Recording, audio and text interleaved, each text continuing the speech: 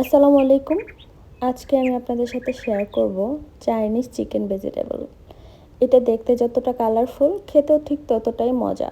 এটা আপনি খেতে পারবেন পোলাও অথবা ভাত, যে কোনো কিছুর সাথে খুবই মজার হবে। এই টেস্টি রেসিপিটা বানাতে আপনি কিন্তু যে কোনো সবজি ব্যবহার করতে পারেন, কিন্তু সেই সবজিগুলো একটু কালারফুল হলে দেখতে যেমন সুন্দর লাগবে, খেতেও ভালো লাগবে। এছাড়া কিন্তু লাল সবুজ অন্য অনেক সবজি পাওয়া যায় এগুলা ছাড়া। চলুন মূল রেসিপিতে যাই। প্রথমে আমি চিকেনগুলোকে ভেজে নেব। সেজন্য এখানে আমি কিউব করে কেটে চিকেন নিয়ে নিয়েছি এবং এই চিকেনগুলো এখন মশলা দিয়ে মাখিয়ে নেব। এবং মশলা দিয়ে মাখানোর আগে অবশ্যই চিকেনটা ভালো মতো ধুয়ে পানি ঝরিয়ে নেবেন। এখন দিয়ে দিলাম 1 চামচ আদা রসুন পেস্ট, দিয়ে দিলাম 1 চামচ ধনিয়া গুঁড়ো, দিয়ে দিলাম 1 চামচ জিরা গুঁড়ো। এখন দিয়ে দেবো 1 চামচ পরিমাণ এখানে হলুদ এবং মরিচের গুঁড়ো, দিয়ে দেবো স্বাদ মতো লবণ। খুবই অল্প মশলায় আমি এখানে চিকেনগুলো মাখিয়ে নিয়েছি। এখন দিয়ে দিচ্ছি কর্নফ্লাওয়ার, 3 চামচ পরিমাণ কর্নফ্লাওয়ার দিব এখানে। কর্নফ্লাওয়ারটা দিয়ে ভালো মতো মাখিয়ে নিতে হবে। ভালো মতো মাখিয়ে আমি সরাসরি চলে যাব চুলায় এবং ভেজে নিব হালকা ব্রাউন করে। এখন দিয়ে দিব এখানে 1 কাপ পরিমাণ তেল। এখানে কিন্তু ডুবো তেলে আমি ভাজতে যাচ্ছি না, একেবারে মিডিয়াম তেল দিচ্ছি। এখানে 1 কাপ পরিমাণ তেলে আমি মাংসগুলো ভেজে নেব। এখন একটা একটা করে পিস আমি দিয়ে দিচ্ছি। এখানে ভাজার সময় যদি একসাথে সাথে লেগেও যায় তাহলে কোনো সমস্যা নেই, যখন আমরা রান্না করতে যাব মাংসগুলো কিন্তু একটার সাথে একটা লেগে থাকবে না, খুলে আসবে।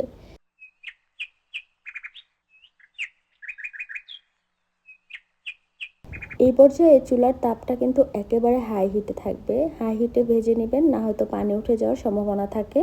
এখন উল্টে পাল্টে ব্রাউন করে আমি ভেজে নিচ্ছি। চিকেন ভাজা হয়ে গিয়েছে। এখন কিন্তু আমি চিকেনগুলো উঠিয়ে নেব। ঠিক এরকম করে ভাজবো, অতিরিক্ত কড়াভাবেও ভাজবো না, হালকা করেও ভাজবো না। তো এরকম ব্রাউন হলেই উঠিয়ে নেবেন। চিকেন ভাজা শেষ। এখন আমরা সবজিগুলো দিয়ে রান্না শুরু করে দেব। সবজিগুলোকে আমি কিউব করে কেটে নেওয়ার চেষ্টা করেছি, কারণ যেহেতু আমি চিকেনটা কিউব করে কেটেছি তাই সবজিগুলোকে আমি ঠিক সেভাবেই কেটেছি। আর এখানে কাঁচামরিচগুলো একটু ফালি করে নিয়েছি লম্বা করে। সবজি এখানে আমি গাজর, ক্যাপসিকাম, বাঁধাকপি নিয়েছি। আর এগুলো খুবই কালারফুল, তিনটা কালার, সেজন্য দেখতেও খুবই সুন্দর লাগে। এখানে আমি কিউব করে কেটে নেওয়া পেঁয়াজ দিয়ে দিয়েছি, বা মোটা করে কেটে নেওয়া পেঁয়াজ দিতে পারেন। এখন আমি এখানে দিয়ে দিলাম 1 চামচ পরিমাণ আদা রসুন, 1 চামচ পরিমাণ দিয়ে দিব হলুদ এবং মরিচের গুঁড়ো, দিয়ে দিলাম এখানে 1 চামচ পরিমাণ ধনিয়ার গুঁড়ো, স্বাদ অনুযায়ী লবণ দিয়ে ভালো মতো নেড়ে চেড়ে এখন এখানে আমি কষানোর জন্য পানি দিয়ে দিব। এবং আজকে এত বাতাস ছিল, কড়াইটা এভাবে নড়াচড়া করছিল বাতাসে, অনেক সুন্দর একটা ওয়েদার ছিল। এখন দিয়ে দিলাম এখানে লাল মরিচের সস, দিয়ে দিব রুচি রসুনের সস, দিয়ে দিব এখানে সয়া সস। সব কিছু আমি 1 টেবিল চামচ পরিমাণ দিচ্ছি। এবং সসটা একটু বেশি কম দিতে পারেন আপনার টেস্ট অনুযায়ী। এবং সস কোন কোন ধরনের সস দিবেন সেটাও আপনি আলাদা আলাদা দিতে পারেন টেস্ট অনুযায়ী, একটা বেশি হতে পারে, একটা কমও হতে পারে। এখানে দিয়ে দিলাম চিনি 1 চা চামচ পরিমাণ এবং দিয়ে দিয়েছি টমেটো সসও। তো এখন মশলাটা কিন্তু ভালো মতো কষানো হয়ে গিয়েছে। এখন দিয়ে দিব প্রথমেই আমি মাংস। এখন এখানে আমি সবজিগুলো দিয়ে দিব। প্রথমে দিয়ে দিচ্ছি গাজর। গাজরগুলো দিচ্ছি আগে, কারণ গাজরটা সিদ্ধ হতে একটু দেরি হয়। এবং দিয়ে দিব তারপর ক্যাপসিকাম, এবং তারপরে দিয়ে দিব বাঁধাকপি। বাঁধাকপি কিন্তু দেওয়ার সাথে সাথেই সিদ্ধ হয়ে যায়, সেজন্য আমি সবার শেষে বাঁধাকপি দিব। এখানে আমি হলুদ কালার নিয়েছি, কারণ গাজরটা লাল ছিল, সেজন্য এটার সাথে কিন্তু খুব ভালো মানাচ্ছে। যদি লাল নিতাম তাহলে কিন্তু গাজর আর ক্যাপসিকাম অনেকটা সিমিলার কালার হয়ে যেত।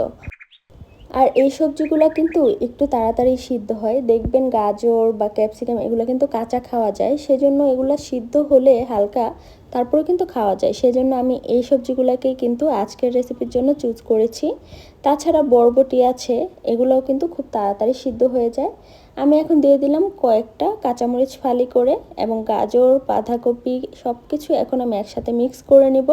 এবং এটা হতে কিন্তু সবজি দেওয়ার পর বেশিক্ষণ সময় লাগে না, মাত্র 2 থেকে 3 মিনিট রান্না করলেই হয়ে যায়।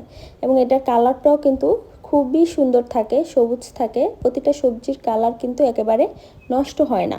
রান্না হয়ে গিয়েছে। এখন এই রান্নার শেষ স্টেপ হচ্ছে কর্নফ্লাওয়ার গুলিয়ে দেবো। এখানে 1 চামচ পরিমাণ কর্নফ্লাওয়ার আমি পানিতে গুলিয়ে দিয়ে দিলাম। এখন এটার গ্রেভিটা কিন্তু খুব সুন্দর ঘন হয়ে যাবে, এবং এটার রান্না কিন্তু একেবারেই কমপ্লিট। আজকের এই চিকেন চাইনিজ ভেজিটেবল আপনাদের কেমন লেগেছে অবশ্যই জানাবেন।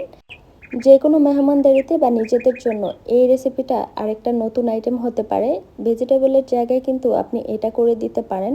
যে কেউ খেলে আপনাকে এটার রেসিপি অবশ্যই জিজ্ঞেস করবে। আমার বাসায় যেই খায় সেই কিন্তু এটার রেসিপি জিজ্ঞেস করে। আমাদের মধ্যে অনেকেই আছেন যারা রান্নার লুক দেখে বলে দিতে পারেন সেটা কেমন মজা হয়েছে।